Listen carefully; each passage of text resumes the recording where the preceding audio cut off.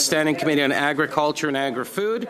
Today's meeting is taking place in a hybrid format pursuant to the standing orders.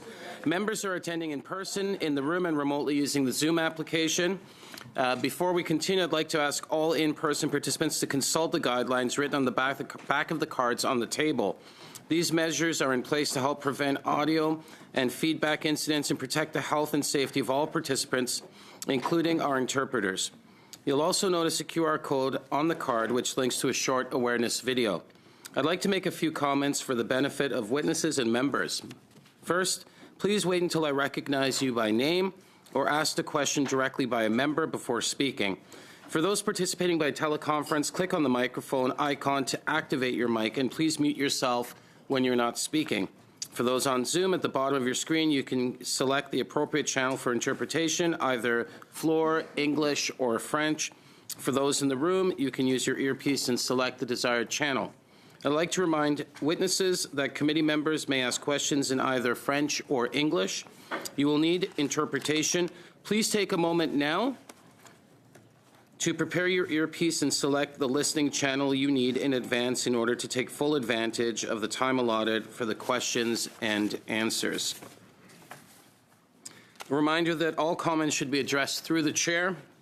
And for members in the room, if you wish to speak, please raise your hand. For members on Zoom, please use the raised hand function. The clerk and I will manage the speaking order as best we can, and we appreciate your patience and understanding in this regard. Pursuant to Standing Order 1082 and the motion adopted by the committee on Thursday, September 18, 2025, the committee is resuming its study on food security in the face of global insecurity. We have three witnesses joining us here today. Mark Bercer, Seed Cleaning Inc., and Karen Bercer, Farm Manager, will be joining us from Prince Edward Island Federation of Agriculture. Donald Killorn, who's the Executive Director, and Strawberry Hill Farm, Tim Livingstone, who is the co-owner. And we do have a few MPs that are substituting today for others. I think for the first half, MP Al-Sud will be substituting for MP Chattel, and we have MP Cronus, who is substituting for MP Gourd. Welcome to our committee, and thank you for joining us here today. For our witnesses, you'll have 5 minutes, up to 5 minutes, for opening remarks, and then we'll proceed with questions.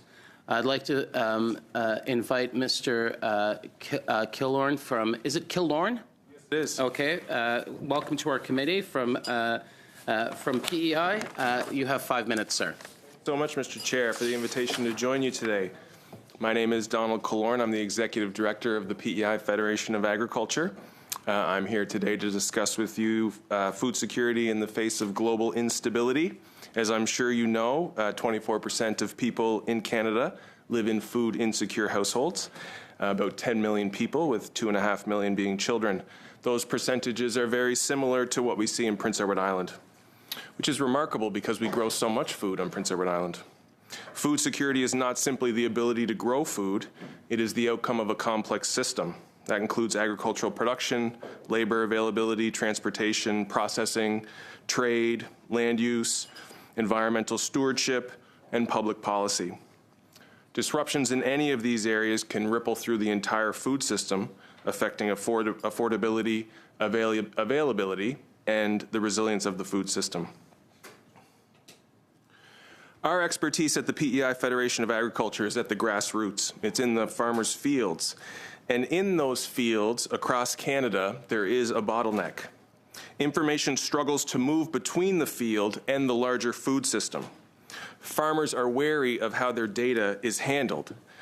As Canada considers both its AI strategy and its food security strategy, we must take this opportunity in that space where they overlap to build intelligence for farmers that connects the food system to the farmer's field.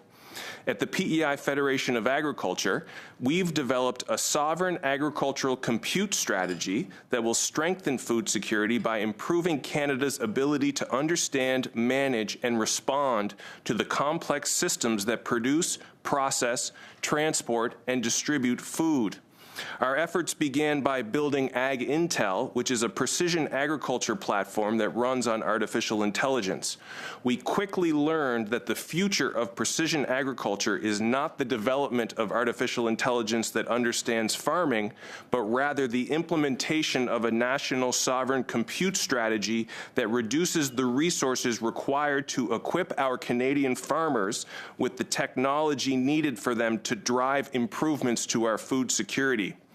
By keeping agricultural data, models, and computational capacity under Canadian control, the Canadian Agricultural Compute Strategy enables better decisions across the entire food system, from farm-level production to national food security planning. This transforms sovereign compute from a technology initiative into a foundational piece of our food security infrastructure. As agriculture becomes increasingly data-driven, decision-making capacity becomes infrastructure. The ability to model risk, optimize production, forecast disruption, and support policy decisions depends on access to trusted compute infrastructure and sovereign agricultural data. Farmers demand it. The Canadian Agriculture Compute Strategy provides the digital foundation required to strengthen national food security while maintaining ownership and control of agricultural data. Farmers grow the food, but much of the inputs required to support modern Canadian agriculture are sourced from other countries. Agricultural data faces the same challenge. While Canadian farms generate the data, the platforms and models that transform it into actionable intelligence are often foreign-owned. As a result, both the data and the value it creates is processed outside Canada's jurisdiction. This represents a growing sovereignty gap in a sector critical to national food security and economic resilience. A $150 million investment in sovereign agricultural data infrastructure turns Canada's farm data into a national strategic asset, strengthening food security, keeping the intelligence layer Canadian, and returning multiples of the spend in farm-level value.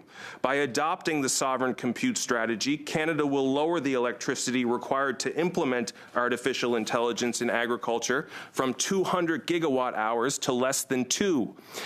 The system spends full compute only when a farm record teaches the system something new.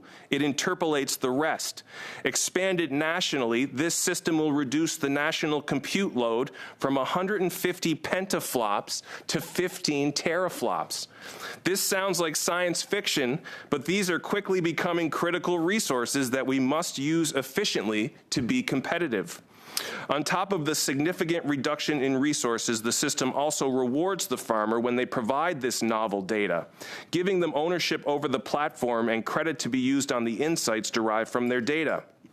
In the near future, our farmers will utilize robust models to maximize their agronomic and economic performance. They will access most of this modeling locally.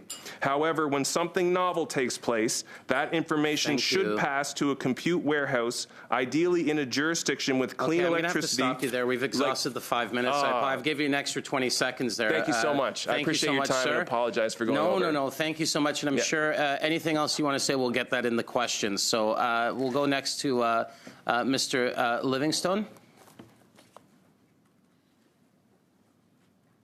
Okay, thank you. We're going to come at this from a very different angle because my wife and I are first-generation farmers, and we started this farm in 2011 with our first season in 2012. And it's grown. We hire around 20 people, and at the maximum time, we're probably the largest organic farm producing vegetables in New Brunswick and possibly even in the Maritimes. We're highly diversified, and we do a lot of home delivery and local pickup. So 90% of our product goes direct to the consumer. And I'd like to talk more about why that is. We'll see if I have time in my 5 minutes or if we have to do that later. But some of the barriers to growth as a startup farm, general bureaucracy comes to the top of that. Every time you add a layer, we're very diversified. I may have mentioned that earlier, but we grow over 50 crops. We have beef, pork, chicken, pasture raised. But each thing is developed within our government as a silo. And so just for example, we raise poultry. we have to come under the quota system, and this is pasture-raised poultry. So I need a whole separate audit for the food safety side of our poultry operation, and that's one of multiple streams. I fought to see if my organic certification would be enough. It wasn't. It just all these different aspects make it real challenging. The Safe Food for Canadians regulations, because we're on the East Coast, our three provinces, New Brunswick, PEI, and Nova Scotia, are roughly equivalent in population to the greater Montreal area. So it's like taking Montreal and splitting it all up and saying you have to go through provincial borders just to get your stuff to market. I have a farmer that's farms on the border of New Brunswick, but sells into the Halifax and Moncton, two different provinces. He has Safe Food for Canadians registration, and he's up for a multi-day series of audits in the middle of his busy season. Another thing, one of the challenges and the reason why we sell 90% direct is because of the challenge of getting into the chain stores. And when we talk about food security, the reality is over 80% of people still buy from the chain stores. So we can talk about markets, we can talk about direct sale, we can talk about all these other ways, but I feel we really need to look at the elephant in the room, which is how does a starting farm or a new farm get into the grocery chain system? Sobeys asked us to grow carrots for them. In the end, they couldn't give us a price. There was no way we could build a business plan that would make sense to a bank to put up the warehouse they wanted for us. Anyway, logistically, it was a nightmare. And I know other farmers that have run into the same thing. It's either there's no way to get from farmers market or local sales to the supermarkets that want you to supply 50.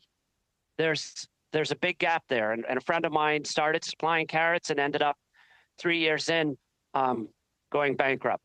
So then we can look at the more obvious things like cost of fuel is doubled. Carbon tax was taken off. As a farmer, we used to be able to get carbon tax-free fuel. Now that carbon tax is built in upstream, we have to pay top dollar for our fuel. So we're not getting a break there. Labor costs and a lot of audits around labor, especially our foreign worker labor. Out of the 20 employees that we have, 6 are Canadian year-round. We have 5 seasonal from Mexico. They come back every year. They love it. It means the world to their families. But to give you an idea, out of 20, we have 5. But we are under the impression, I could be proven wrong, that the current government really dislikes that program.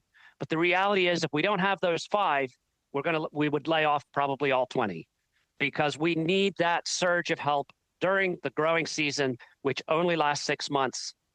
And I can get into all the whys and wherefores, but I just want to convey the utter importance of that.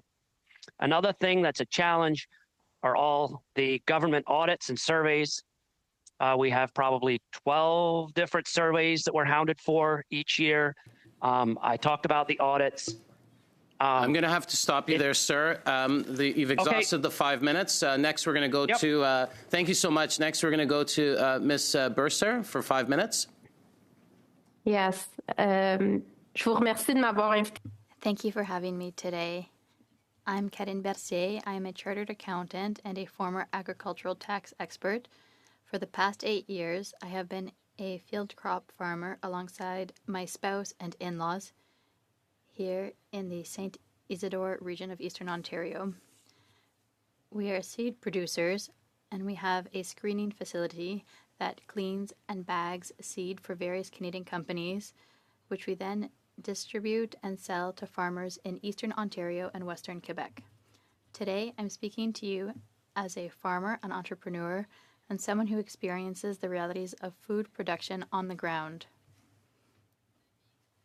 In my view, food security is often taken for granted in Canada. Yet, international conflicts, supply chain disruptions, inflation, and climate events remind us that a country's ability to produce its own food is a strategic issue. This capacity relies first and foremost on productive farmland and on farms that remain viable. Canada has a limited amount of highly productive farmland, as you know. In Eastern Ontario, as elsewhere in the country, this land supports family farms, livestock operations, agri-food businesses, and regional food systems. Once farmland is taken out of production, it is rarely recovered. This is what led me to get involved in the Alto High-Speed Rail project in Eastern Ontario. Regardless of one's stance on this project, it raises a fundamental question. Do we place enough importance on protecting farmland when making decisions that will have consequences for generations to come? But, of course, food security doesn't stop at farmland. It begins with farmland, of course, and continues with seeds.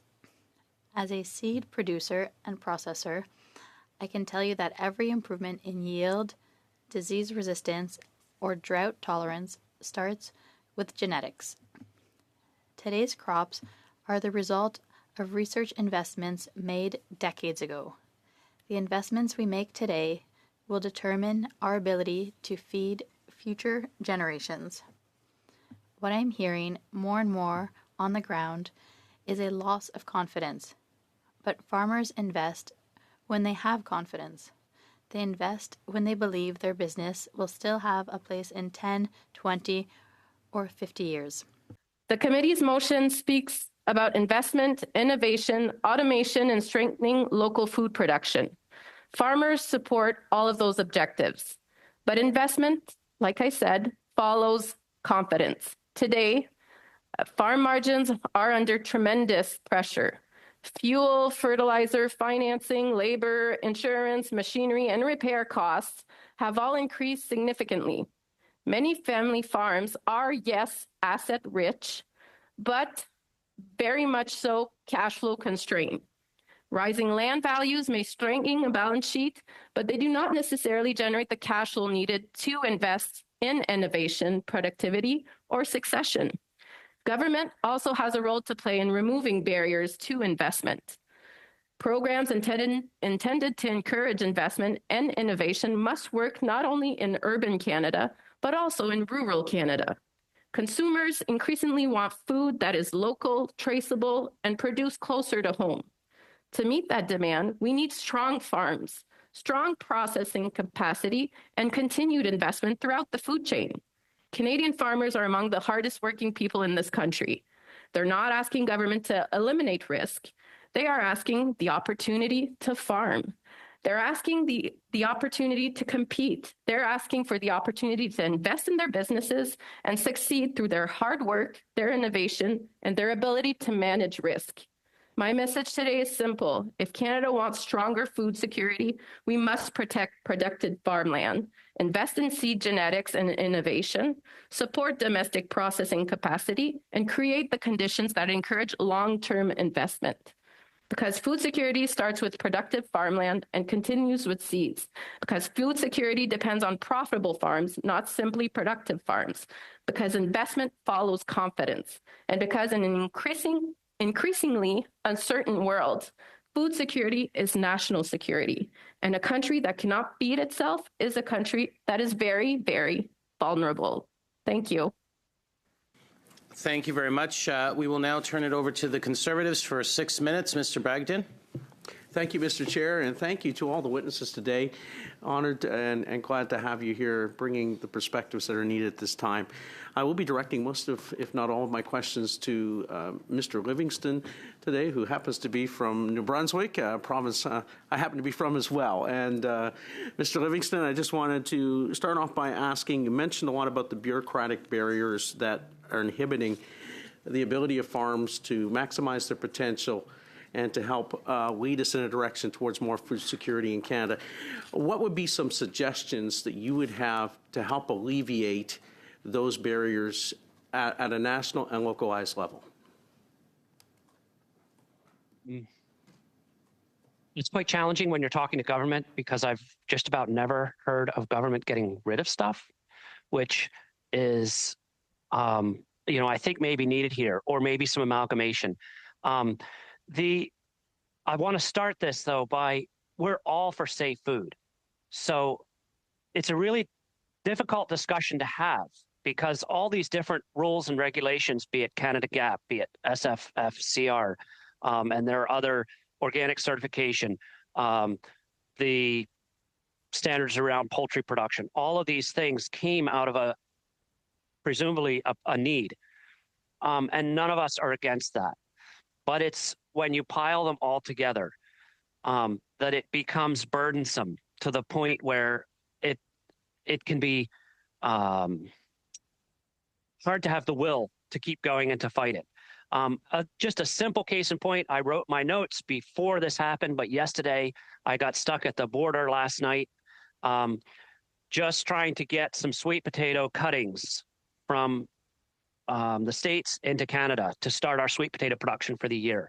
We're in an ideal spot in New Brunswick, one of the few places actually in the Maritimes where we can grow really nice sweet potatoes. But I was stuck for about 6 hours waiting for the right stamp on the document so that I could cross them back across the border. And that's just one example of the challenges when I should be in the field planting and, a logistical bureaucratic thing held me up. It took them 5 hours to recognize that I had actually paid the invoice so they could release it. So helping to speed up the process to make the things that are there to work better would certainly be an asset.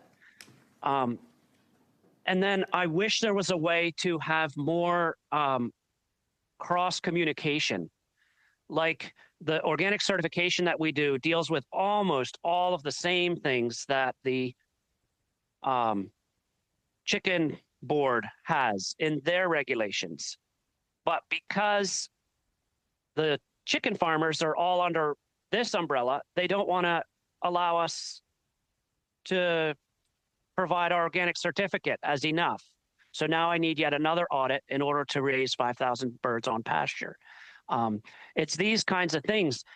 If I had a $2 million or $3 million business and I could hire somebody full-time, we're getting close to that. It's close to being able to hire somebody full-time, but it becomes a full-time job just to manage the logistics around these governmental departments. I have a friend who grows about half the annual volume that we do, and he's kind of strapped in this middle management crisis where he can't do everything, but nor can he afford to pay somebody to do everything for him. Exactly. But this is all part of growth that's necessary if we're going to have new farmers supply the system. No, that's good. And thank you, Tim. It's very insightful. I wanted to follow up with a couple little questions here that do coincide with this.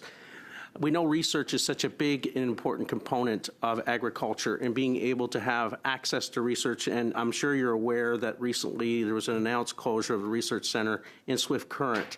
And as it relates to organic farming, organic farming in Canada is around an $11 billion industry and growing. Shutting down this program may save, I think it's estimated, about $1 million, but the long-term cost of this could be extremely high. Do you have any comments around that and the importance of research and that as it relates to organic farming and the business that you're in? Good question. Yes. I've learned a lot of what I've learned through conferences, through being on national boards. I have visited some of the research stations across the country. It is really, really important, especially in organics, because a lot of the systems we use in organics do not provide a lot of income to a chemical manufacturer, or there's a lot less incentive to find, say, mechanical weeding solutions or other solutions than, say, a chemical. It's not to badmouth anything or not to say one's right or one's wrong, but I believe that a lot of what we do in organic is for the greater good in terms of less chemicals in the environment, less chemicals in the food. It's part of a whole system, but it's very hard to get that looked at, and it's very hard to get investment in that but it's really, really important as new weeds come up, as new systems come up, we have to stay competitive. There is a model which I think could potentially help. And this is not to say we should close research centers. I would never go there. But on-farm research is something that is supported a lot in the States. And actually, they had a grant in Maine, that's the state next to me, where the government bought a whole bunch of different cultivation equipment and then loaned it out to farmers all over. And I actually imported some of that myself because I'm friends with a researcher and I go down and visit their meetings. I had to pay taxes as if I bought it, but I imported some of that to try it on the farm, and then I was able to say, okay, I'll buy a $10,000 unit.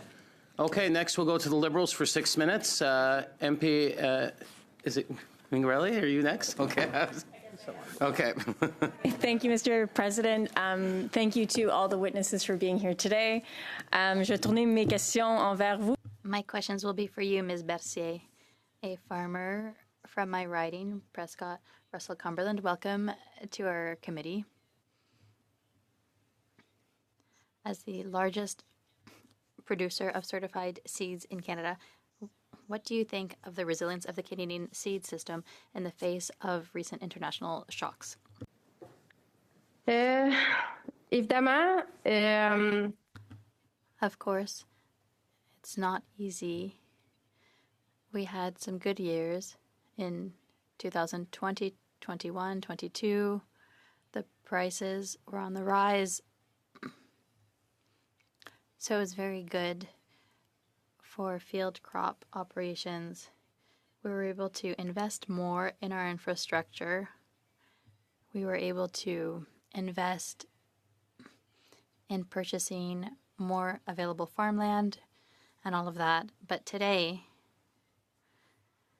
for seeds, it's difficult to be competitive. Ourselves, we offer Canadian products, of course, and we are competing with major players, multinationals. So often,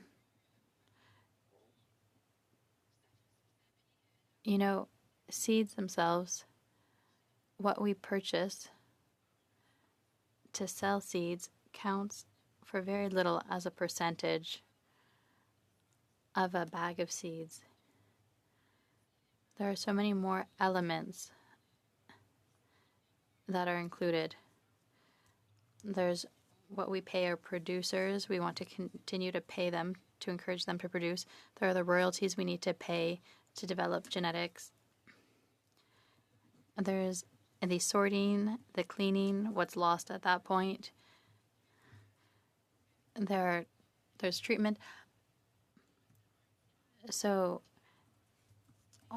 the grain is less than a third of the value. There are so many other things. So when there's a bag of seeds for the client, the commodity, yes, has a price. And when it's high, it's good for a field crop operation. But when it's high, it's hard to compete when we sell seeds to our clients. And the client has very slim profit margins. And so the price of the seed is very significant. So having major players who are able, with their volume, to sell it cut out. So at our production cost, it's difficult for an operation like ours to compete against those players in today's world with our very slim margins. Thank you very much. Local producers, have they seen delays or higher costs because of supply chain disruptions? Absolutely. We saw it with our seedlings recently at the farm. For gas, we see compared to last year, there's an increase of 60% just for gas. And then there's fertilizer. So with fertilizer, we see major increases. We're very focused on our cash flow, so we bought our fertilizer ahead of time, so we didn't we had an increase in the price of fertilizer, but not as much as some other producers have experienced. But all of this adds up, and margins were already slim. Prices are, well, very volatile. It's very difficult to plan. And we have little increases, and then we go back pretty quickly, go back down. So that has a big impact on our bottom line at the farm. And it's in those cases that it's difficult to plan investments because there's so much instability for the cost of inputs, but also for the price when we sell. Thank you. In your view, what is the most urgent measure that the government should implement to secure seed production and to protect long-term food security? Well, I see two very important aspects. First, there's the importance of protecting our farmland. I mean, we can't find much more. We have biodiversity, which is very important. We have forests that we need to protect. We have a housing crisis, so there are homes that will be built. So we need to protect what we have, the farmland we have. And there are infrastructure projects that you've put in place. If there's a need, it's okay. But I need to see that there's a need for farmland to be sacrificed when it's productive and it's contributing to food security. So I think we should put in place a little like Environmental impact assessment. On devrait mettre en place un food security. We should have a food security impact assessment for any infrastructure project in order to protect our fertile land. And then it's important to protect the viability of our companies. Merci. Merci. Next, we'll go to the block for 6 minutes. Mr. Lemaire. Merci, Monsieur le Thank you, Mr. Chair. Ms. Bercier, thank you for your testimony. There are many very passionate witnesses this morning. You're one of them. Here we're talking about food security and affordability, a lot of issues that affect your production. You're at the heart of food security, but the government wants to build high-speed rail that could devastate some of the best farmland in Quebec and Ontario, potentially yours. So do you think Alto really understands your reality with your machinery and drainage, having access to your whole parcel of land for feeding livestock, for hay, for more? The threat of expropriation, having that over the heads of people like you, what is your view on that? Well, Mr. Lemire, since January, I've been sharing my concerns. I committed to sending documents on the impact. I met with Ms. Mingarelli at a round table. We're asking for answers. We want to understand the business plan for Alto. Where is the need for this project? The feasibility data. We want transparency on the cost. Because as a farmer, our agricultural land, our farmland, is on the decrease. Or rather, it's at the basis of everything. We're asking questions. We've had some answers, but they're pretty generic. There's nothing concrete. I'm a big voice on Alto in my region. I distribute flyers opposing it, and I've met with farmers who come crying. These are strong men who come crying, saying that they're really suffering because of this. This train will cut their farm in half. So it's very concerning. The train could, with the letters we've received, the train could mean that ourselves on our farm, we would have to have 45-minute detours to access land. So it's about our profit margins are very slim. So this would be more time, which would increase salaries. There's a higher cost for gas. So a lot of production costs would go up to access the same land. So these are issues that are really worrying the farmers of Eastern Ontario and Western Quebec. We're asking questions and we receive answers that aren't very concrete. And that just adds to our concern.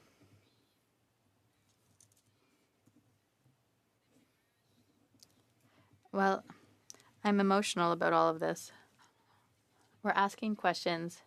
We want to know, myself on the farm, since we haven't had answers, if our land is all expropriated, we need to prepare. I've started having land assessed, and that will have a cost. And maybe the land won't be expropriated, but we have to prepare. I spoke to my accountant, my lawyer. We're transferring the business to the next generation now, and we're trying to hurry that up so that if ever land would be expropriated or affected with a rights of first refusal, well, we don't want to be interrupted. We want to do our transfer before that. And so that's a lot of work for our accountants, our lawyers, and all of that for something that might happen. So farmers are concerned. Farmers have lost some trust and confidence. And we had a plan. We were looking at diversifying here on our farm. We were looking at the input program for chicken here in Ontario. They have a program for new people who want to get started with chickens, and I had already started my business plan for that. But of course, my infrastructure and all of the land I have are in Altos Corridor, so I've hit pause on that. We wanted to invest more in Canada, but with a lack of transparency from Alto, we've hit pause on that. Madame Bercier. Ms. Bercier, thank you for your testimony. The passion you have for this is touching. It's moving. It's something we're experiencing in Quebec as well. We're raising concerns as well on the way things are being done. So quickly, do you think the power dynamic with Alto is disproportionate with you and that they could crush you? But how many seconds? 2 seconds? 10 secondes, donner le temps d'une réponse. 10 seconds for a short answer. Thank you. Absolutely. We're small players. Farmers seem to be a small voice with this big Alto project, which scares us, and we feel powerless in the face of all of this. Thank you very much. Okay. To the Conservatives for 5 minutes, MP Cronus. Thank you so much, Mr. Chair. And I'm Mr. Livingston, thank you so much for making time to be here. I'm from Vancouver Island, and where we have a lot of small farms like yours. And I know how busy it is, especially around this time of year when the chickens are brooding and the calves are calving and everything is starting to sprout. So thank you for making that time. Like you, our local farmers also struggle with labor and land costs and processing and transport and bureaucracy. But I wanted to ask you about a very specific kind of bureaucracy, because I have no idea whether you know this or not, but food is one of those areas that constitutionally is shared between the federal governments and the provinces. And it means that you often have all levels of government messing in your space. And but when it comes time to remove a regulation, or when there's something that's existing that's a challenge, they often turn around and say, it's not me.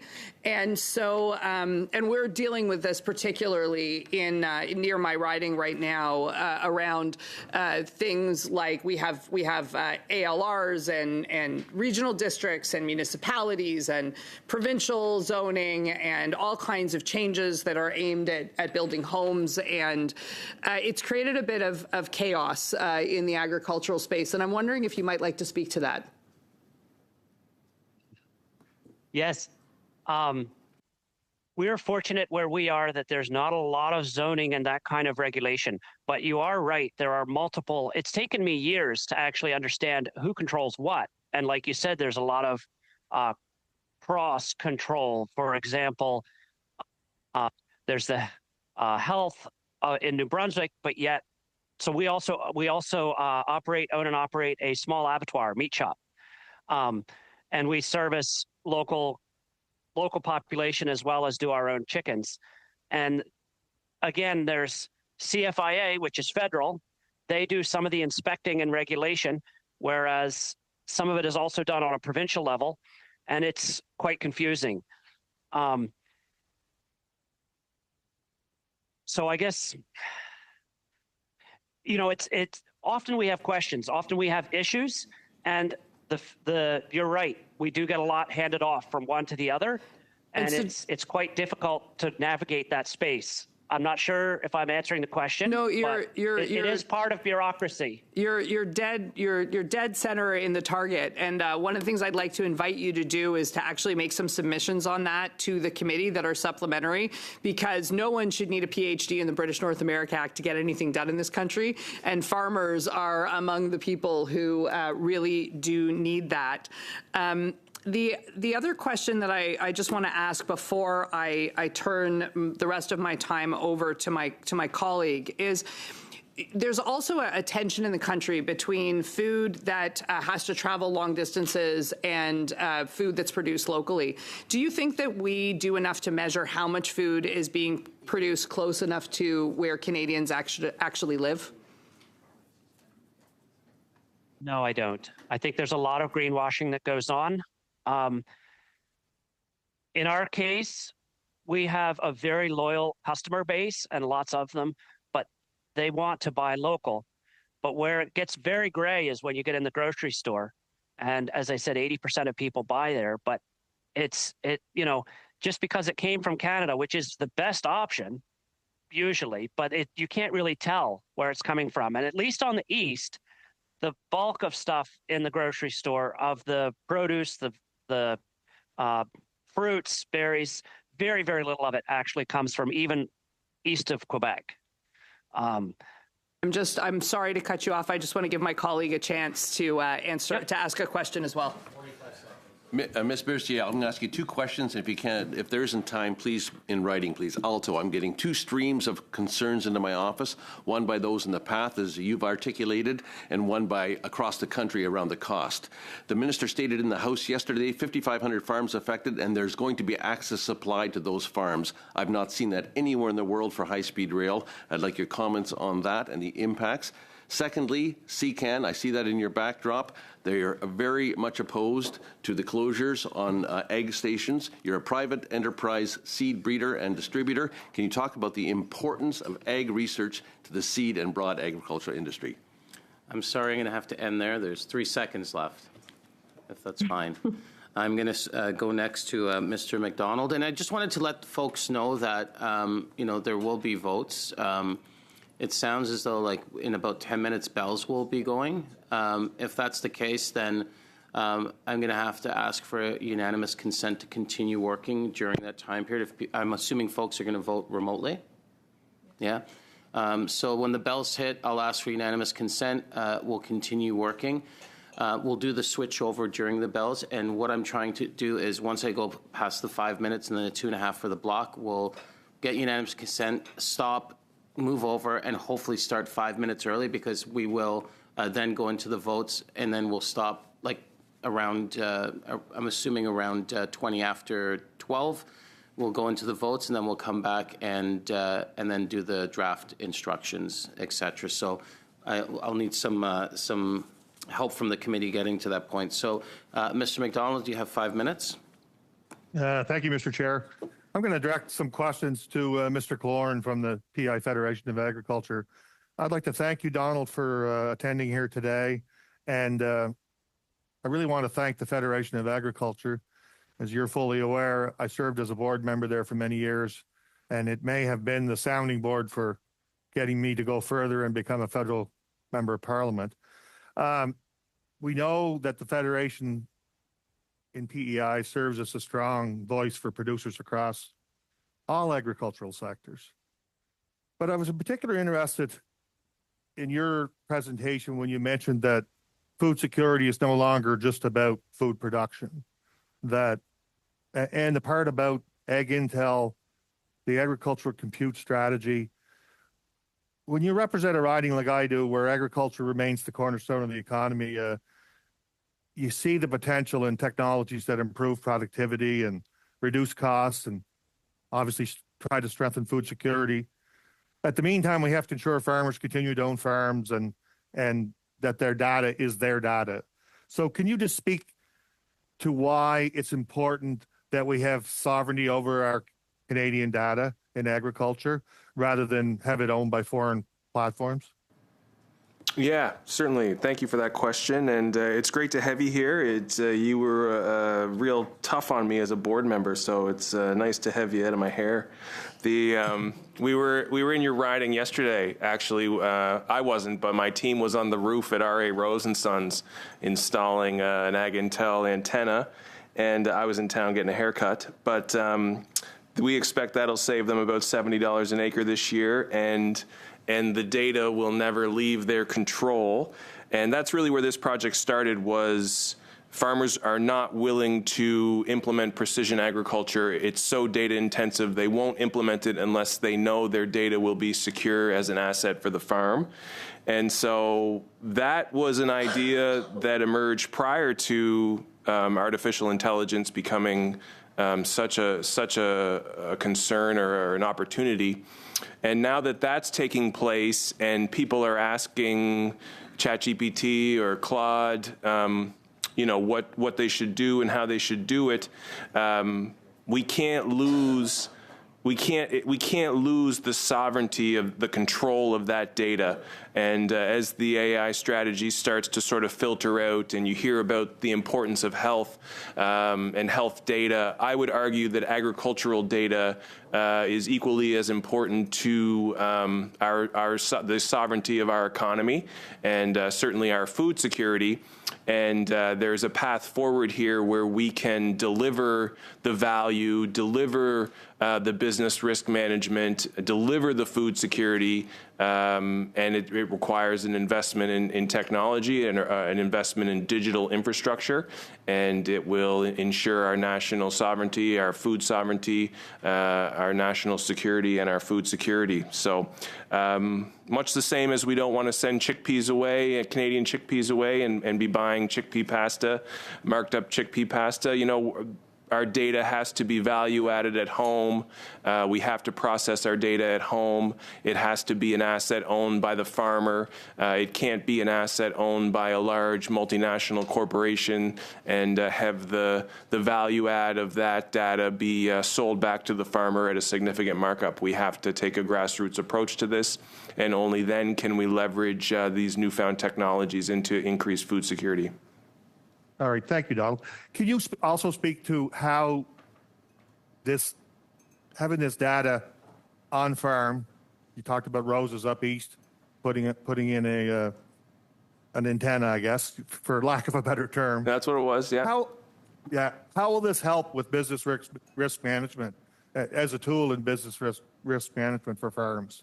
Well, I really think that's the most exciting part about it, and as we move into get into the serious business of the next policy framework for agriculture, it's clear that at the national scale, business risk management is going to be the debate, and we hear about the problems, but we don't hear a lot about solutions. We hear it's slow, it's backward looking, it's blind to the challenges of climate change. My understanding is that 40% of agri-stability payments, come over 8 months after the program year ends. So our vision for business risk management and data infrastructure is parametric insurance, best practices, climate best practices, supporting business risk management, rewarding farmers when they're creating more resilience. I think if we could go back and take a moment before the second round of OFCAF began, we could have done quite a bit with that money to further these goals and get to these goals. Thank you very much. BMR is going to require a huge investment. Thank you. Next, we'll go to the Bloc data. Québécois for 2.5 minutes. Thanks, Donald. Merci, Monsieur le Président. Thank you, Mr. Chair. Ms. Bercier, I was very moved by your testimony and the vision you have of agriculture. In an article from Le Droit, it says that selling fertilizer, green fertilizer, and the resilience, your spouse was cited. In Quebec, you give the bill for the green fertilizer and you're reimbursed. That type of practice, would it help foster that transition toward more resilient farms? And when the government is involved in having things grown close to home to lower prices for producers, that's how we will increase food security and affordability for consumers. Absolutely. Over the years, in recent years, for about 5 years, we've seen a huge increase in the sale of green fertilizer. It's up year over year. It's very encouraging because especially in recent years, we've thought, with the economy and tight margins, farmers will invest less in green fertilizer because it's something they'll cut. With green fertilizer, it's an investment for the long term. It's not the next year that you automatically see the benefits of the green fertilizer. It's really for the long term. But in recent years, we've been encouraged, both in Ontario and Quebec. But I have to say, in Quebec, we sell much more sophisticated green fertilizer because they receive that subsidy from the provincial government. So they're more encouraged to invest in their soil and to enrich the soil to have a higher yield in future years. So, of course, there's resilience that comes from that and benefits for future generations when we invest in green fertilizer. And it would be wonderful to have a program. Yes, there is a federal program. It's a little complex in the sense that, well, the terms are in English. Qu'on peut aller chercher un certain montant, je pense que we can get maybe $20,000 to encourage people to use green fertilizer. But once again, this is a system where you have to have an environmental plan, and it's pretty complex. And it's first come, first served. avantage au fédéral. But if we could encourage the federal government to have green fertilizer. Okay, what we're going to do is we'll suspend for a few minutes, get the next panel up. We do need to get them up as soon as possible because if the bells start while we're suspended, then we're stuck for half an hour without being able to do the work. So thank you to our witnesses, and we'll suspend for a few minutes. Thank you. Thanks, Chair, for allowing me. Yeah, thank you for being here.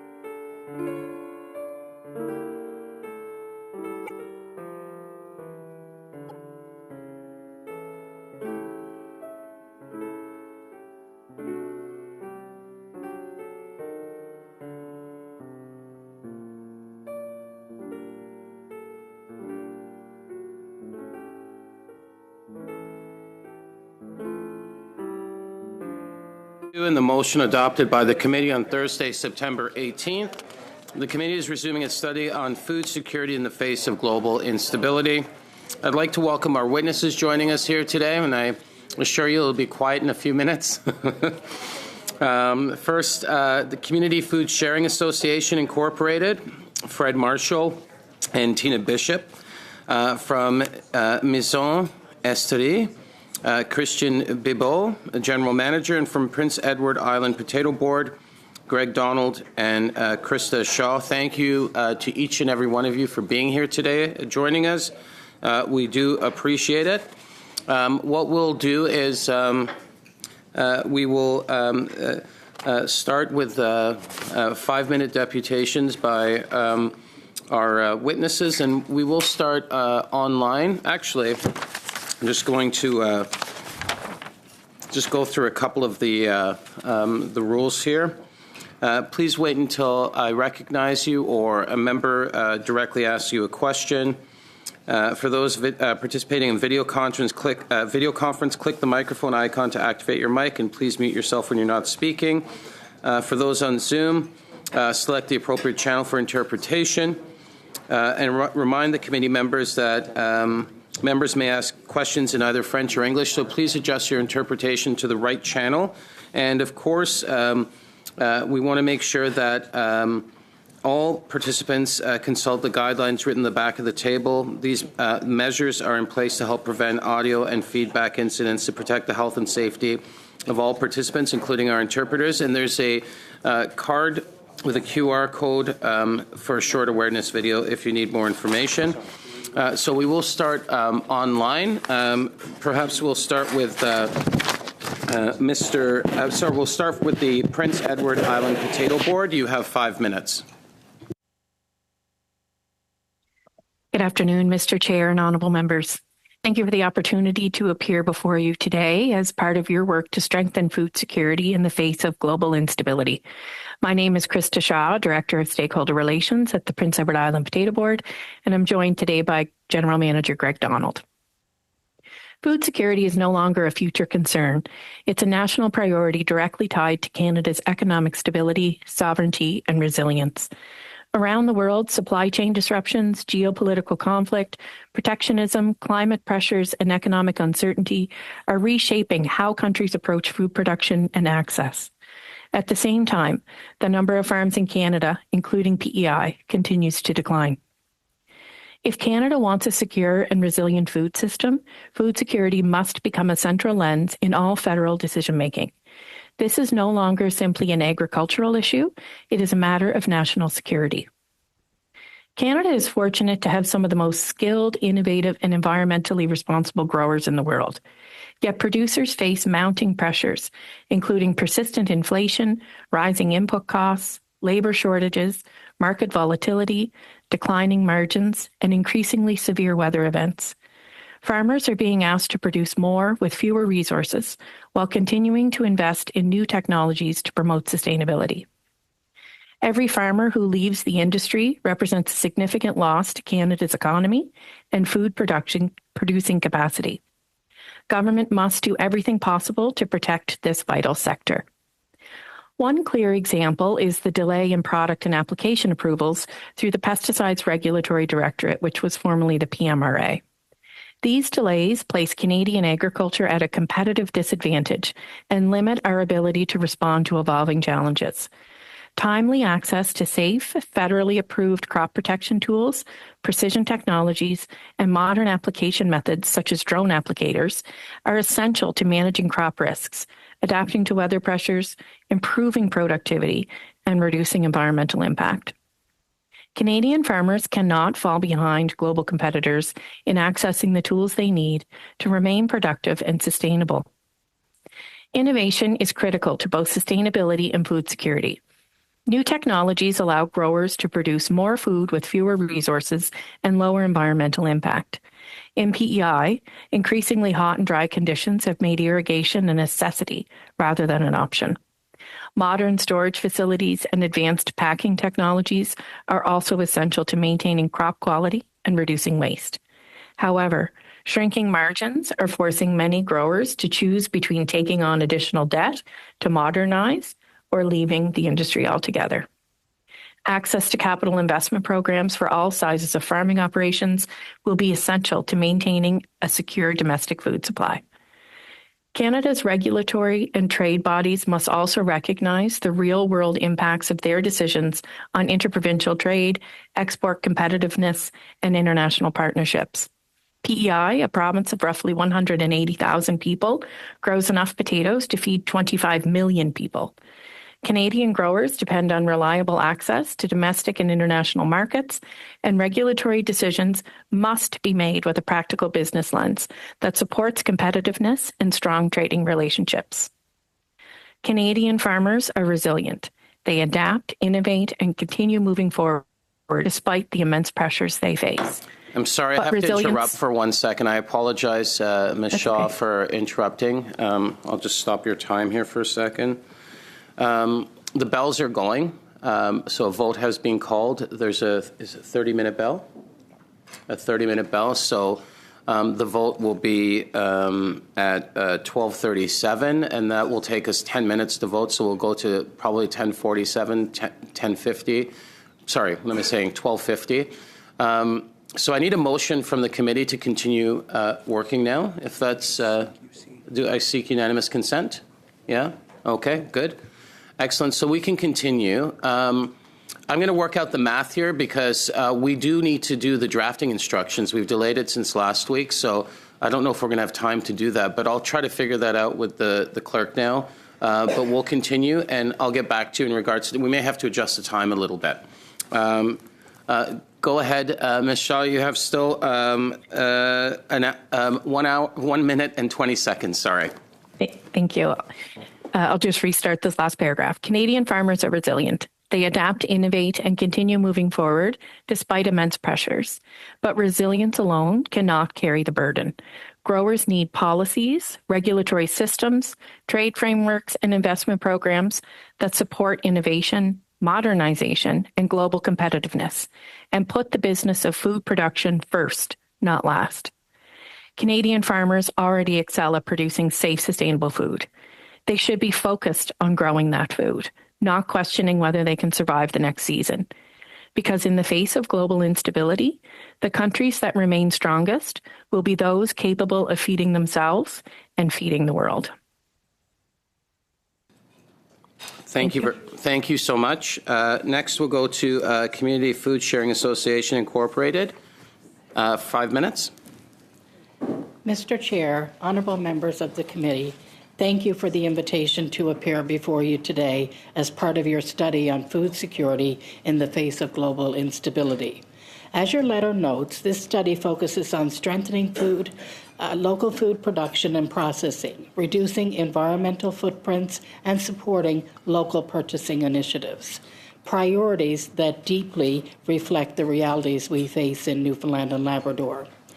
My name is Tina Bishop. I serve as the General Manager of the Community Food Sharing Association, the provincial hub for food banking in Newfoundland and Labrador. We support a network of more than 60 food banks across the province, from remote coastal communities to urban centres. And we see firsthand how global instability translates into local hardship. The reality of food insecurity in Newfoundland and Labrador. Food insecurity in our province is shaped by 3 intersecting pressures. Geography. Many communities rely on long, weather-dependent supply chains. When global instability disrupts transportations or availability, our shelves feel it immediately. Cost of living. Food cost inflation hits harder in Newfoundland and Labrador, where prices are already among the highest in the country. Limited local production. Newfoundland and Labrador imports roughly 90% of its food. Any global shock, economic, environmental, or geopolitical, becomes a local crisis. Your motion notes that consumer demand for locally produced food has reached unprecedented levels and that Canada has fallen significantly in agri-food capital investment. These challenges are magnified in Newfoundland and Labrador, where local production capacity is small, but community willingness is strong. Community-driven solutions, the Sowing Seeds Growing Communities Partnership. While large-scale structural change is essential, I want to highlight one partnership that demonstrates what is possible when community organizations, volunteers, and local leaders work together to strengthen food security. The Sowing Seeds Growing Communities Partnership. This initiative brings together community groups, growers, volunteers, and local leaders to expand community gardening, increase access to fresh, locally grown produce, build skills in growing, harvesting, and food preparation, strengthen local food systems in a province with short growing seasons and limited arable land. Recent federal support. We are grateful for the recent grant from Agriculture and Agri-Food Canada, which is helping us expand and stabilize the Sowing Seeds Growing Communities program. This federal investment is enabling new community growing spaces, increased production of fresh produce for food banks, training and engagement opportunities that build long-term food skills, greater resilience in local food access during periods of global instability. This support is a concrete example of how federal investment can empower community-led innovation and directly advance the committee's focus on strengthening local food production and processing, from northern and remote communities to urban centers. It also demonstrates the innovation in food security is not only technological, it is social. It is about empowering communities to grow together, even in challenging climates. Infrastructure challenges. While community partnerships are essential, our ability to distribute food efficiently across the province is limited by a critical challenge. The Community Food Sharing Association has outgrown its current facility. Our warehouse was never designed to meet today's scale of need. We are facing insufficient storage, capacity for dry goods and perishables, limited refrigeration and freezer space, inadequate loading and distribution infrastructure, no room to expand programming, training, or community initiatives. In a province where supply chains are fragile and weather-dependent, a modern, climate-resilient food distribution center is not a luxury. It is essential infrastructure. A new purpose-built facility would strengthen provincial food security, improve emergency response capacity, support local food procurement and processing, reduce waste, and increase efficiency, expand our ability to store and distribute fresh, locally grown produce. I'm running out of time, so I have to stop at 5 minutes and turn it over to Maison Estrie, Christian Bibot. You have 5 minutes. Thank you.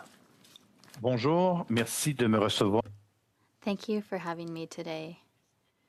I'm Christian Bibot, Executive Director of the Moisson Estrie Food Bank in Sherbrooke, Quebec. Food security refers to a population's ability to have stable, sufficient, affordable, and nutritious access to food. In Canada, this security is increasingly influenced by global instability. Several international factors are undermining food supply: wars and trade tensions, extreme weather events, rising energy and transportation costs, and dependence on imports. The war in the Middle East and Ukraine, as well as current geopolitical tensions, have serious consequences for the food security of Canadian households. We're also seeing the effects of tariffs imposed by the U.S. and the proliferation of trade conflicts involving China and Europe. This global reality significantly limits the Canadian government's ability to act, as budgets are increasingly directed toward the military industry rather than food security. The cost of living in general, and more specifically, the financial burden of finding and maintaining adequate housing, is among the direct consequences of conflicts and wars. Additionally, as food prices rise, grocery baskets are shrinking. Agricultural businesses are being weakened by the costs of energy and the inputs required for production. The climate crisis is also leading to major consequences, material, human, and financial, as wildfires, droughts, floods, and other events undermine the overall health of our communities. This forces our governments to take costly emergency measures that strain public finances, thereby reducing, through a domino effect, the investments needed to facilitate and promote access to healthy food in sufficient quantities for people. In short, Canada, despite its significant agricultural land and a highly active agri-food sector, remains at the mercy of situations beyond its control and its political and diplomatic capabilities. There are solutions. A strong commitment to replacing imports where possible with bold food self-sufficiency policies, promoting access to land, putting an end to speculation on agricultural land, taking action to be better prepared to face the consequences of climate change, funding, in collaboration with the provinces, the purchase of Canadian food, and implementing a bold agri-food policy, implementing attractive tax measures to encourage the recovery of food fit for human consumption. And finally, we must do whatever it takes to significantly reduce food waste. Food waste is a major economic, social, and environmental issue in Canada. It affects the entire food chain, from agricultural production to households. Canada is the biggest food waster in North America and the second largest among G7 countries. Each household throws away an average of 140 kilograms of food per year, representing a loss of approximately $1,300. According to Second Harvest, Canada's largest food recovery organization, according to a study from 2024, 46% of all food in Canada is wasted each year. 41% of this waste is preventable, a value of $58 billion. Best before dates account for 23% of preventable food waste, and preventable food waste contributes to approximately 25.7 million metric tons of CO2 emissions per year, equivalent to 253,000 flights from Toronto to Vancouver. We have a small-scale project that's very concrete that we call Viande Solidaire. This program seeks to repurpose meat to support organizations fighting food insecurity. The project allows farmers to, they have an extra option for some vulnerable animals, and this is to support the availability of meat and to help those in our area to have access to more meat protein. When an animal can no longer be in the usual, the sound quality is degrading, notes the interpreter. No, service must be interrupted until sound improves. Ce qui équivaut à une perte nette pour lui, mais aussi, évidemment, pour l'ensemble de la communauté.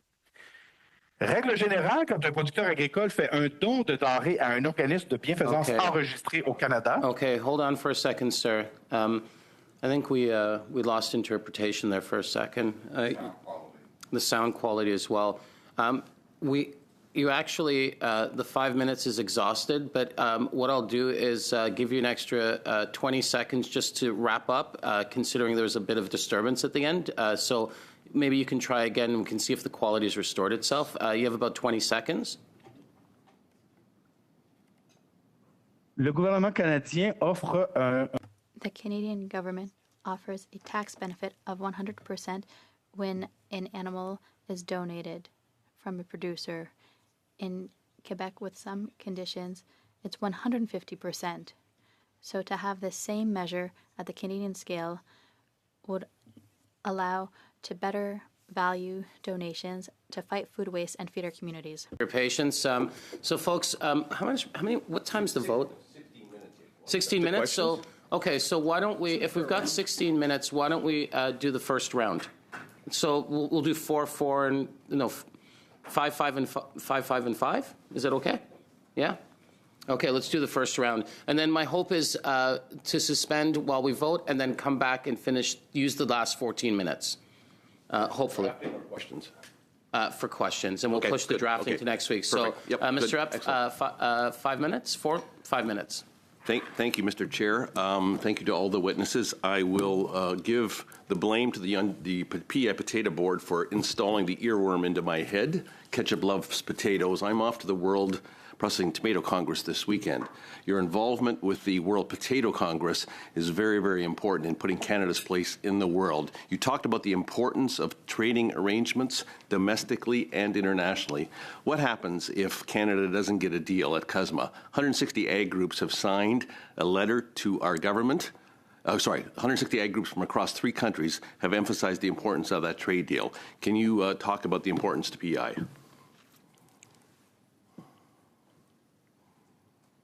Most certainly. I'll speak on behalf of, thank you very much, by the way, for the opportunity today. It's our business, our fresh business in particular. Half of our business is quite simply, half is in Canada, the other half is in the U.S. So that's a significant portion of our fresh business.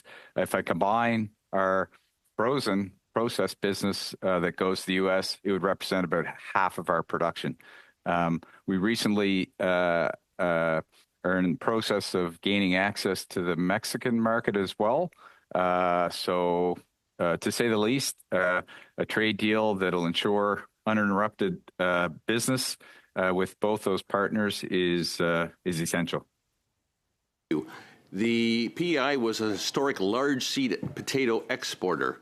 Yet the data shows that PEI is now a net potato seed importer. Has the minister met yet with the seed potato industry? Where is PEI at from a seed potato export perspective? We've had several meetings with the federal minister.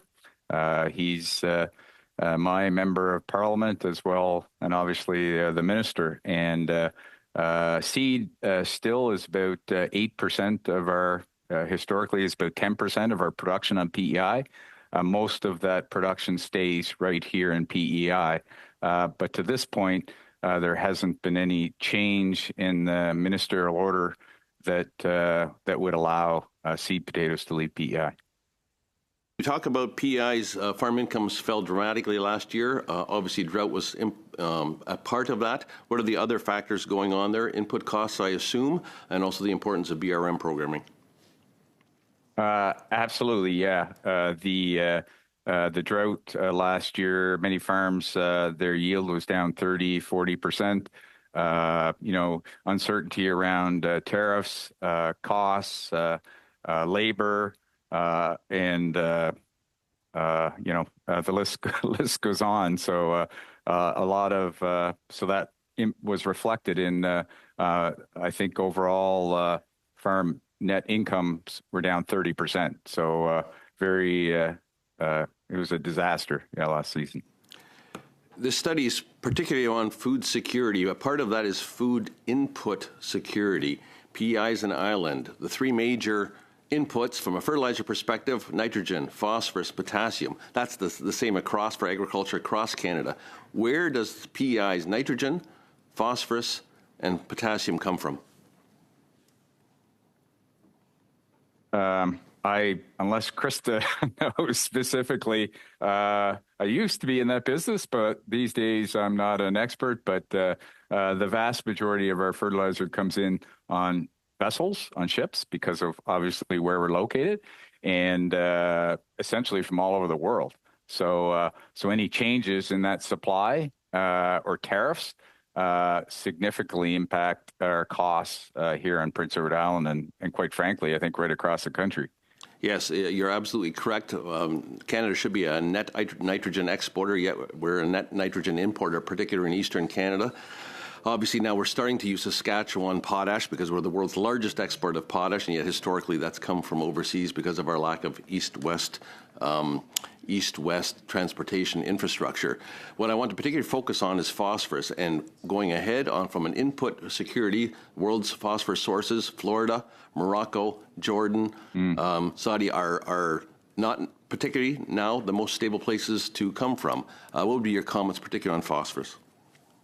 We're very concerned about the the cost of that product going forward. And you didn't mention, but also sulfur is a critical component of that in the manufacturing of like diammonium phosphate. And I believe what's going on in the Middle East is having a significant impact on that ingredient. So we're very concerned about nitrogens. And but I think we need to be every bit as concerned not only about the price but the supply of phosphorus. Thank you so much. I'm going to go now to the Liberals for 5 minutes. Mr. Connors. Thank you. Thank you to all the witnesses for coming out today. I want to start with the Community Food Sharing Network. We're studying food security. What would be your definition of food security? Food security is not necessarily always about food. You know, it's a number of things. Income is basically the root of food insecurity in our province. People just don't have the resources to be able to purchase the food that they need. We're seeing income levels at low rates, increased housing cost in our province, increased food cost, and that's all related to the number of people who are having to visit food banks in our province. So right now, or last year, I'm sorry, we had 185,000 visits to food banks throughout Newfoundland and Labrador. That's a number, rising demand that we've never seen in the history of food banking in Newfoundland and Labrador. We just heard another witness just talk about food waste. What is the situation in Newfoundland and Labrador concerning food waste, and do you think there are ways that it could be improved? Absolutely. Food waste in Newfoundland and Labrador is certainly a concern for us. We do try to do as much recovery of food as possible. We work with partners throughout the province, local grocery stores, retailers, things like that, farmers, to be able to recover as much product as we can. You know, if we had the resources of being able to store that product and, you know, take that perishable items that are becoming too close to their lifeline, I guess, that we could take that food and then transform it into other foods, that other products that can be used for food banks throughout Newfoundland and Labrador. Do you know of any limitations that would stop you from being able to do that? The only limitation we have right now is our facility. The facility that we have is just not suitable. We don't have the space. We don't have the freezer space or cooler space, and we don't have the kitchen, the commercial kitchen that would be required to be able to do that kind of work. And would you be able to give us a you distribute all across Newfoundland and Labrador, a vast area that you distribute to. You mentioned it in your opening remark. Could you give us a little bit more detail on what goes out and to how many communities as such? Well, we have food banks strategically placed throughout Newfoundland and Labrador, right from St. John's out to Port aux Basques, up the Northern Peninsula, all the way into Labrador. So we have a very large geographical area that we serve. 60 food banks in total, serving numerous communities throughout the province. We do still have some areas that are underserved that you know, we'd like to be able to offer food bank services in those communities, and that's something that we're continuously working on. One of our plans is to actually have a mobile food bank to be able to get into some of these smaller communities so that people can access the food that they need. If there was one suggestion that you can make or to improve food security in Newfoundland and Labrador, what would you suggest? Well, I guess what we would suggest, I mean, federal leadership in all of this is essential. Food security is tied to a lot of the national issues: affordability, income supports, supply chain stability, and northern and rural access. So all of these, you know, with sustained commitments from the federal leadership on these programs, that would help in our province, and I'm sure across Canada, with food security. Quickly, what partnerships have you built with local producers and farmers in Newfoundland and Labrador to assist in food security? We've just partnered with Reverend Marshall on his program, the Sowing Seeds Growing Communities, and Reverend Marshall could speak a little about that. Well, with very little time, with an investment of less than $1,000, we were able to put 10,000 food on 10,000 plates in each of the last 2 years. So the vote's probably going to happen in a few minutes. So, Sebastian, what the time we don't use, or Mr. MP Lemire, what the time we don't use, we'll add it back afterwards, okay? So 5 minutes to the block. Merci, Monsieur le Président. Merci pour... Thank you, Mr. Chair. Mr. Bibeau, I found your testimony extraordinary, very structured with concrete solutions. Thank you. One of the concrete solutions that food banks provide throughout Quebec, well, it's really part of the solution. We know how much students and seniors use food banks more, and newcomers, and the conditions they expected weren't present, and they are turning to food banks. Thank you for your daily work. I spoke with Food Banks Canada in my office, your colleagues from Gatineau and the Mauricie region. It was very interesting. Linda from my team was there, and others in Rouyn-Noranda. They all spoke about the importance of, well, everybody's planning to increase their operations, and I imagine it's the case for you in the Eastern Townships. Unfortunately, federal funds aren't available. That was the case 4 or 5 years ago when I tried to help people find a bigger location. But we turned to the local food strategy. It doesn't fit operations like yours. When you increase production criteria, well, it doesn't fit with food banks. So do we need a new program? How can we fund the growth of food banks? Because there is a need. You're the most concrete solution on the ground. How can we fight people's hunger? Thank you very much for the question. There's no magic solution. Throughout Canada, infrastructure issues are significant. So if we can provide more funding for these organizations so they can have the necessary infrastructure, that's a step in the right direction. The Food Bank Network of Canada is very structured, just like it is in Quebec and in every province. So by working with Food Banks Canada, it's possible to reach organizations where they are. There are organizations who are accredited, they're transparent in their operations, so that can be very reassuring for a government to deal with those organizations. In our case, it's Food Banks Quebec. The question for us is, does Canada have the means to let 46% of all food produced go to waste? $58 billion in wasted food. Is that not enough of an argument to dedicate resources to this?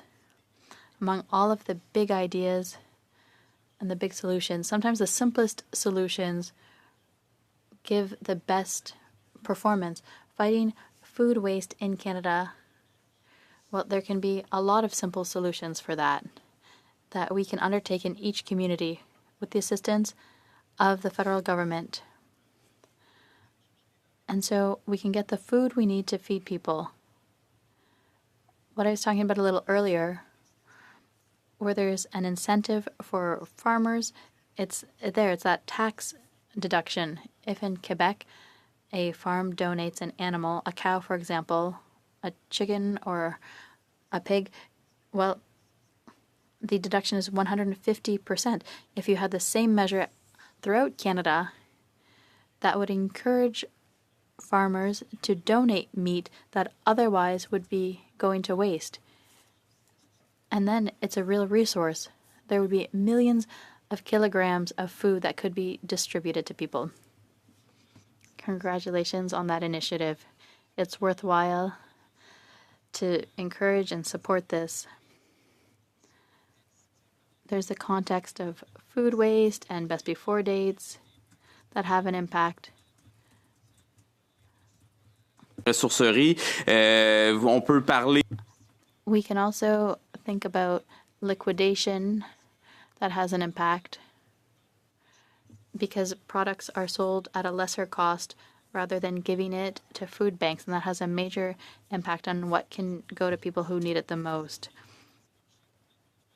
It would be just as effective to go through you as giving a check to buy votes that would address a need but doesn't have the same impact. What are the alternatives to make sure we meet the need for the amount of meat people need? And so how do we recover food? You talked about a tax credit, but I'd like to hear more.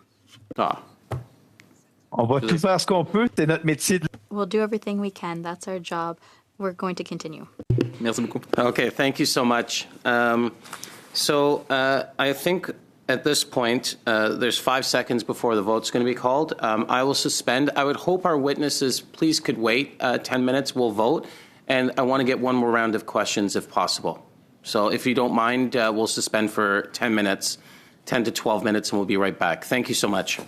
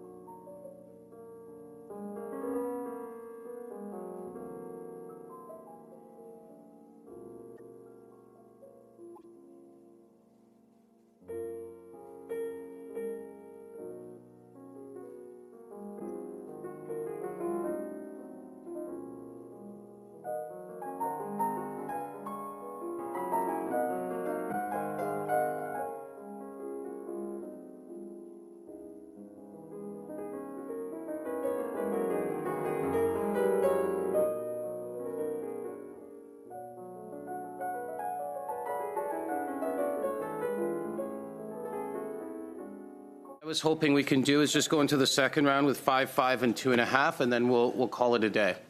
So we'll start with the Conservatives for 5 minutes. Mr. Bexte. Excellent. Thank you, Chair, very much, and welcome, colleagues, and appreciate the witnesses here today. For the PEI potato growers, I've introduced a private, you made some comments about PMRA and products for plant health or for pesticide purposes. I've introduced a private member's bill called C-273, the Farm Act. It's directed at improving the regulatory circumstance for importing products into Canada from trusted jurisdictions and establishing a regime of trusted jurisdictions so we can establish a 90-day process to grant a provisional license. We know that it takes up to 6 years to get new products registered in Canada, and great expense. And even more importantly, there's a lot of products that just simply don't come to Canada because we're a relatively small market. And the manufacturers and inventors of these products will not bear the cost of registering and duplicating testing. So I wonder if you could comment at all, how important is this to your industry, and how important it is this to enshrine it in legislation as opposed to relying on provisions of C30 to just consider economics in their decision making? Thank you for the question. Yeah.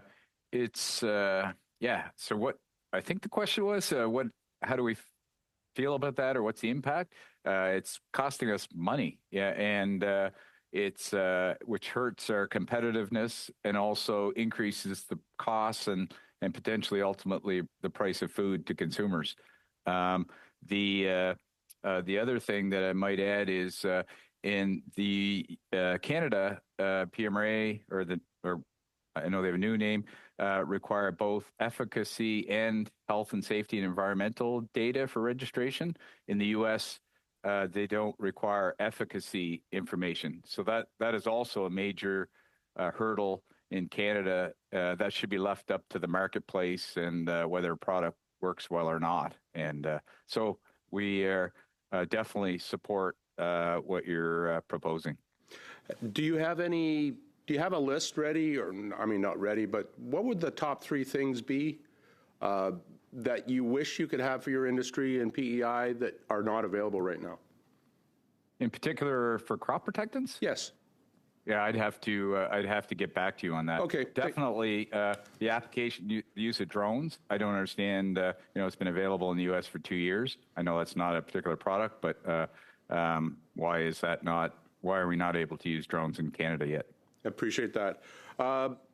There's been a recent report today in the Western Producer that actually the delay in Canada, or the time in Canada to get products approved, is 11.7 years compared to a national or an international comparison survey, which is worse than just about every other country on the globe. Could you comment for us a little bit? Canada still maintains a 35% tariff on fertilizer imports, and there are alternatives in Canada. What would you like to see the government of Canada do? I mean, they should drop the tariffs to 0, because especially in places like PEI that are far from Western Canada and sources of fertilizer and rely on imported fertilizers. Agreed. We very much support dropping the tariffs, because it's essentially making us, we're already very far from, as Krista said earlier, we produce enough potatoes here to feed 25 million people their annual potato needs. So we're already far from the market. So we have a lot of things that we have to overcome, but cost of production is obviously very important. And so our competitors in other jurisdictions have access to fertilizer products that are much, much lower cost. And so we would definitely like to see those tariffs removed. Would you say it's a very self-defeating program to have these tariffs in place? Absolutely. Okay. How does it materially affect your competition, your competitiveness? Well, like I said, we only have 180,000 people on PEI, so we have to export our product, not only in our own country, but with the U.S. and other markets around the world. So, and at a great distance. So, our cost of production is a significant factor. So if we have to pay more money for fertilizer, obviously it's going to be hard to compete with areas that don't pay those tariffs. Thank you so much. Next, we'll go to MP Dendren for the Liberals for 5 minutes. Thank you, Mr. Chair. Thank you to all of the witnesses for joining us and for talking about your experiences. It's very important in the context of food insecurity. Thank you for the work you do. My question will be for Mr. Bibeau. I know him well. He works in my riding. He works with farmers in my riding, with vulnerable people in my region. So, Mr. Bibeau, your testimony was really striking. My colleagues were impressed, but in a negative sense, by the statistics you shared. You said that 46% of food in Canada is wasted. You spoke about a few initiatives to improve things. Could you elaborate? Do you have other ideas that could help us reduce food waste? Thank you for your question. The numbers are terrible. They come from the organization Second Harvest, a Canadian organization that carried out that study in 2024. It's very serious. It's very concerning. Other initiatives we'll be putting in place here is to work with produce growers to get the vegetables that they can't sell on the commercial market, the regular market. And these are losses on the field for people. We'll be working with berry producers, blueberries, strawberries, raspberries. We'll be getting those berries that otherwise would just fall on the ground and be wasted. With everybody we meet every year, I've never met a producer, whether with meat or vegetables or berries, I've never met anyone who was proud to lose food. Producers in Canada and Quebec, on the contrary, are proud to feed their communities. They're proud of the work they do. They find it's very important. So we want to use food that otherwise would be a loss for these people. It's a way of recognizing their work as well, their essential work that they put in every day to feed our communities. So the tax deduction I mentioned earlier, that 150%, it's not a panacea, but it's a concrete solution for those producers to value their work, to recognize what they do, and to ensure we decrease food waste and that we redistribute that food to people who need it. Thank you. There are like two aspects. There's vegetable growers and their production stays on the field. And then there's meat producers whose animals, well, their meat isn't used. Do you make a distinction? The tax credit, does it apply in the same way? Is the need on the producer side the same to have that food not be wasted? I don't think it's the same thing. Someone leaving their vegetables on the ground versus someone sending an animal to be destroyed.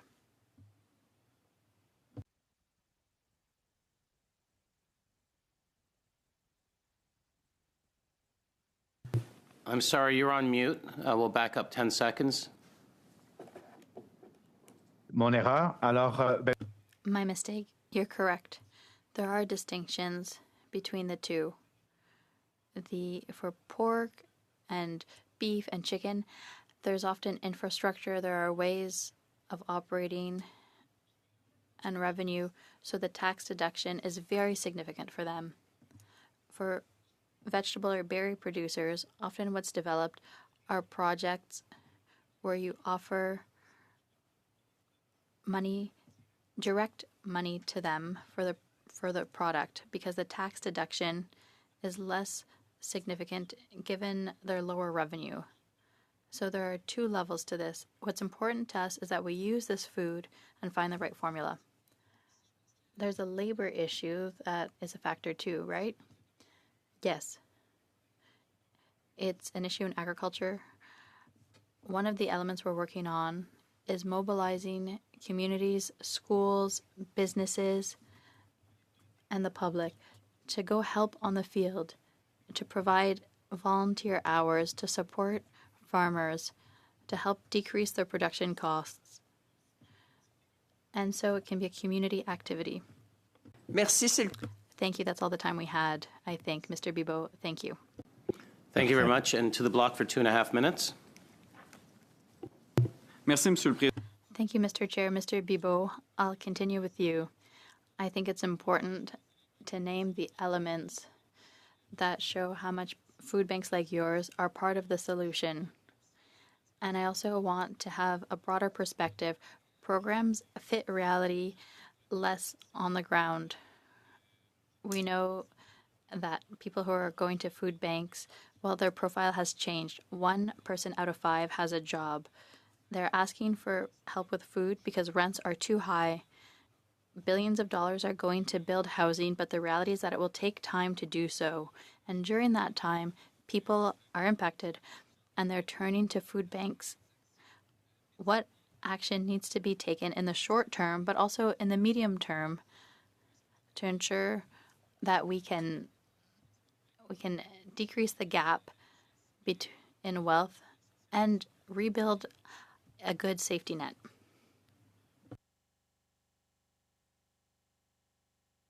Vous êtes encore sur. You're still on mute. My apologies once again. In the very short term, fighting food waste, getting the millions of kilograms that aren't being used to feed people, that's something that could be done throughout Canada. It can be done locally, provincially, and Canada-wide. We have all of the levers needed to act firmly on that. Otherwise, we need to support the building of social housing. That's very important for people to increase the share of their income that's going to housing. But there's also education. How do we relearn how to cook? And then, how can education allow us to escape poverty, to not fall into the cycle of poverty by having an education that gives us access to better paying jobs? And then there's the support of those workers, which we offer, those who have minimum wage and children, and they need to use food banks occasionally, unfortunately. I want to congratulate you on that because these are areas where you're playing a leadership role. Thank you. And your solutions will be studied with a lot of interest. Thank you. That concludes our meeting. I will put in a request for our next meeting to hopefully take half of it for the draft instructions. MP Chatel. Oui, merci. En réponse à mes collègues, on a invité le ministre. Thank you. In response to my colleagues, we've invited the minister for June 18th. If ever Parliament weren't sitting at that point, we would invite him when we're back. The first 2 weeks we're back in September. Thank you very much for that update. Any questions? Okay, I'd like to thank our witnesses for your patience today and for your commitment to a great sector in Canada, agriculture, and thank you for traveling from Newfoundland to join us here today. Is it the will of the committee to adjourn? Yes. Thank you. Merci aux interprètes.